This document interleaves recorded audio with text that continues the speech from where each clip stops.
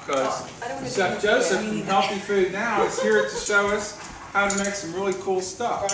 I went to the event at their place in Langhorne, and as I said in the Meetup intro, best hummus ever. This is black bean hummus. I'm going to show you how to make this recipe. I work with Healthy Food Now. They are my biggest client. Back in February, I decided that after a bout with my diabetes and 4 years being out of commission and 5 amputations, the last being my lower leg, that I should probably start doing something seriously. So I started to try to get better, but I really wasn't doing anything right. And then I had a phone call from Gary Barron, who wanted to know if I could cook. Gary Barron is the owner of Healthy Food Now. Healthy Food Now is a web-based site where you no longer have the excuse that I don't have the time, so that's why I don't eat right. Because what we do is, I'm one of the chefs, and I'm the corporate chef also, is we have designed recipes and menus from Dr. Furman's beliefs and principles of nutritarian cooking. Everything has a nutritarian or a nutritional base behind it. And I thought, here goes another diet trend. Come on, I mean, you know, I've been through so many of them. I started liking the food and I started eating it. We've reduced my insulin by half, which is a big move for a diabetic. We got rid of one of my diabetic pills, we got rid of one of my blood pressure pills, and we got rid of my cholesterol pill. And I lost 34 pounds and I've never felt better. And kale is my best friend now. And I love it. I drink it in the morning, I'd eat it in the afternoon, and you know, I usually throw some in the salad at night too. But when we had the meetup, Mark liked the hummus. And this is a recipe from Dr. Furman. One of the things when you follow recipes, if they're nutritionally analyzed, which all of our recipes are, you don't want to change things like the amount of beans or the amount of items that are heavy in protein and heavy in carbs and things like that. And there is sugar and there still is some of a salt that is natural in some products, but we do not use salt, we don't use butter, we don't use oil, I don't use sugar, I use no processed foods at all. We use a lot of nuts and seeds, and that's how we make everything. So today I'm going to show you the black bean hummus, really quick and easy, and then I'm going to show you 2 salad dressings. One is called Healthy Caesar, and by the magic of nutritional yeast put in there, you're going to think it tastes just like cheese. You'll never think that you are not having Caesar dressing. There's no anchovy in it, no fish. It is all natural products, and it just tastes damn good. And the other one I'm going to show you is a real natural one. It's a cucumber dressing. It's cucumber dill, and it's made with cucumbers, pears, avocado makes it creamy, and vinegar, and then you've got the dill and some cilantro in there. It is so healthy and so good for you. It almost is something you could take spoons of and eat. So let me show you the items that I have. This is black beans that I don't buy like Eden brand because they're so damn expensive. But at Giant, they have their own brand, Nature's Promise, and it's the exact same thing, exact same nutritional analysis, and that's what I bought here. These are organic black beans. Some people say, well, you don't really need to do organic when you get to your beans because they're in a pod, so the chemicals aren't getting in. Well, as the pod grows, the chemicals grow inside some of these beans. Not all. I try to keep organic, but sometimes some of them that I get fresh aren't organic, but I feel comfortable because they have been from a local farm. So if you buy local, you have a better chance. But I use organic. This basically is 4 cans. I want to make a batch so that you can eat, 4 cans that I drained, and I rinsed with a little bit of water. No matter whether it's organic or not, there may be the chance of sodium in here. So you always want to rinse your beans to make sure that you get rid of any of that excess sodium. That's why regular canned beans like Bush's and things like that, they are packed with sodium. Lots and lots of salt. Even the reduced salt ones have a lot. To make this recipe, this has to have some soy milk. You can use hemp milk if you have hemp milk or almond milk. I like soy when I'm making things that I don't want to interfere with the flavor because soy is, I use the unsweetened, is sort of a neutral flavor to me. Once I get into the almond, I guess because I drink a lot of it on my shredded wheat, that it, for me, gets to be too much of a flavor brought into it. I want a neutral flavor. I want the black beans, the garlic, to come through on this. The cumin, all those nice flavors, the lemon. So I'm putting, the recipes are available for all the things I'm making at healthyfoodnow.com. We just went .com this week. They've all been tested. I make these so many times, I don't usually follow a lot of the recipes. I just know them by heart.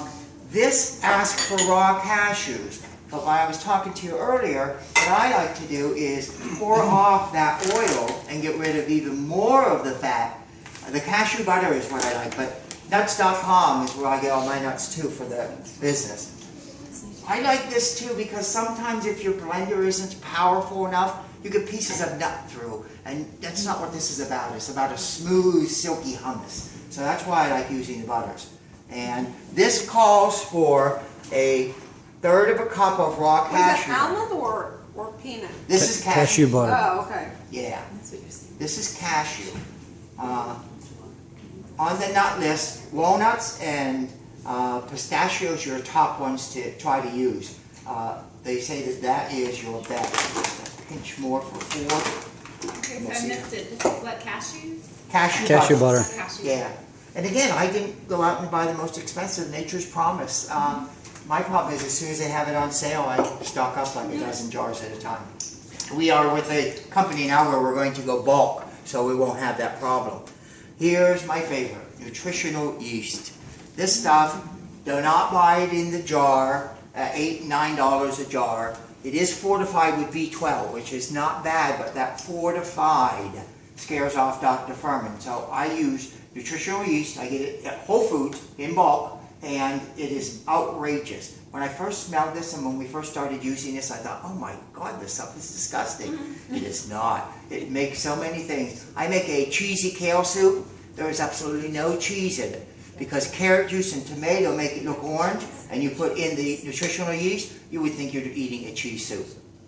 So this is the key to this. It's 2 tablespoons for a can.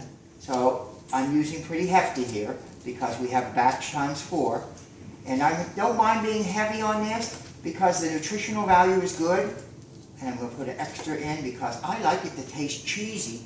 I was a Caesar freak. It has to have a lot of garlic, lemon, and cheese. And anchovy, but I got over the anchovy part of it. That wasn't a big deal. So I'm going to put that in there. And I brought you recipes today that I can show you by just putting them all in one blender. I think coming out and showing people all the different ways of cooking, if you start going through a whole bunch of different steps, the problem is you forget all of it and you never go home and make it. And when you taste this, you'll realize how nice it is. Now I'm rolling the lemons because I want to get the juice out of them. So I'm going to roll them and cut them in half, and then I'm going to squeeze juice. Now someone asked me one time when I was demoing this before, well, what about the lemon juice in the bottle? It's okay, but you want citric acid lemon to grab you. You want fresh. I mean, ultimately, if you are all eating vegan, you know fresh is the best. It's the best flavor, too. I'm going to go ahead and squeeze this through. I use my hands. You can use a strainer, but yours are doing it this way. I just can't change. You're catching the seeds and letting the juice go through. Now, Mark had these, and he was worried that they might be too old. What's nice sometimes when your lemons and limes start to look bad on the outside, they're juicier on the inside because they've broken down. The fiber is all broken down in there. So the membranes are giving you more juice. I love lemon juice, so I am going to definitely put a lot in.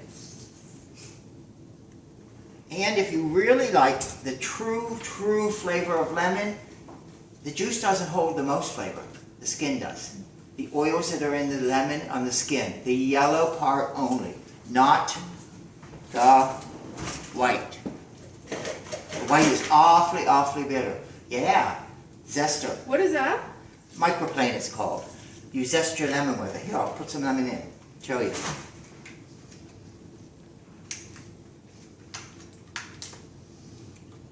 It's basically a grater for the skin. You can put orange in, lemon in, lime in, and you can grate black pepper, you can grate cinnamon sticks on here. You just basically go back and forth till the white, no further, and then just go back and forth. And what's happening is you're getting that nice skin off of there without having to peel it off and then dice it up. It does all the work for you. And you get all this wonderful pieces here. And that's where the true flavor of lemon is. Get back to some more juice in here. Now the next piece is the best part to me. Garlic, garlic, garlic, garlic, garlic. The recipe calls for 4 cloves of garlic for a batch, which is 1 can. I am a garlic freak, a complete garlic freak. I love it. I probably could drink it if you gave it to me in liquid form, but I always used to tease, be careful after I did a cooking demo, because my drive home, I'm going to be too busy smelling the garlic on my hands, so I'll be a dangerous driver. It calls for 4 cloves. I use a lot of fresh garlic, but when I'm trying to cut time, when we do a lot of production, like when I make recipes like this, I probably am making times 6 this. So we buy minced garlic for it, and the minced has been broken down so you're not getting those chunks of garlic. And don't get anything in oil, because all it's doing is flavoring the oil and you're losing all the flavor. So never get that in oil. But I do use the prepared garlic. Polanders happens to be my favorite. Yes, I'm heavy on it, I love garlic. And Dijon mustard is in this, and Dijon mustard is one of those things we can get away with really nicely. 2, 3, 4, 5, 6, 7, 8. A splash more. Because mustard helps make things creamy, brings things together. It's called an emulsifier. Now, when you make dressings and if they break apart, a little Dijon in your dressing will bring it together and make it creamy. I think that's what a lot of people. Now, if you want to, you can put some cayenne in here. I bought some cayenne. I'll put some in half the batch, so if someone doesn't like it real spicy, and then we'll go from there. What is nice about this is the whole process is in one. No tahini? Oh, thank you. Yeah. I'm following the recipe and I missed it. Oh yeah, thank God. And no dates? Sesame tahini is what I use. Here again, this is what I do with the oil, because I don't want all that. So I get rid of it. Thank God you were here. And tahini is just sesame seed oil, right? Yes. Or ground up sesame seed. And it's not bad for you, but if you're really trying to tighten up and make sure that you're eating the healthiest you can, get rid of it. I mean, for me it was dramatic. I had to make the change to do something because they weren't going to do anything else to me. And I just jumped right in. Now let me look over so that I did not forget anything. No dates? Extra nutritional, lemon juice, Dijon.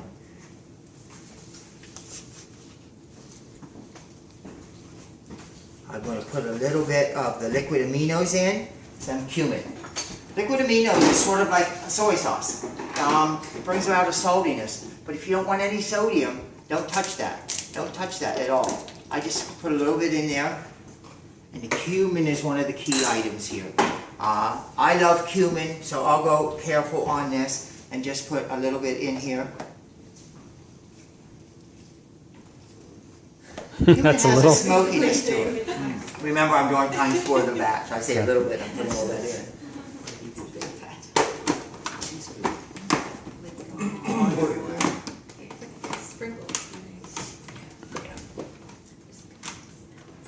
Okay.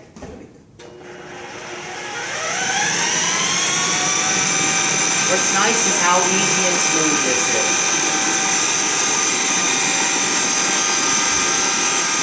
After you make anything is when you want to taste it, and that's when you can adjust.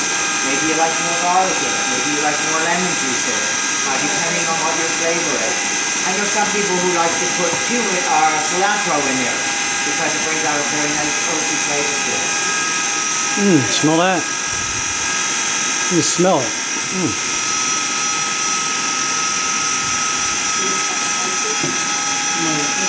I think it's the garlic.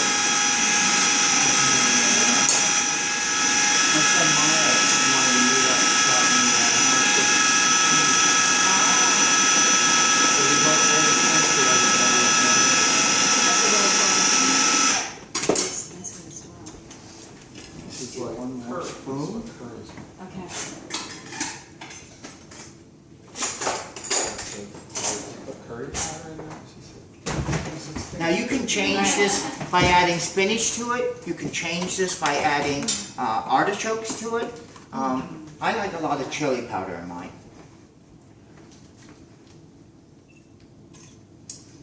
This is really, I like it. It's creamy, it's good, it's thick, but it's not too thick.